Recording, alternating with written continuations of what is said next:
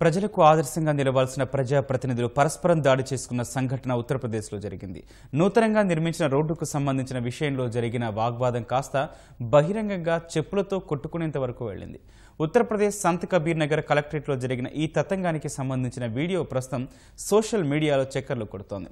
బుధవారం సంత్ కబీర్ జిల్లా అభివృద్ధి కమిటీ సమావేశానికి భాజపా ఎంపీ శరత్ త్రిపాఠి, భాజపా ఎమ్మెల్యే రాకేష్ సింగ్ హాజరయ్యారు. ఈ సందర్భంగా స్థానికంగా నిర్మించిన రోడ్డు శంకుస్థాపన విషయంలో ఎంపీ శరత్ త్రిపాఠి, ఎమ్మెల్యే రాకేష్ సింగ్కు మధ్య మాటల యుద్ధం జరిగింది.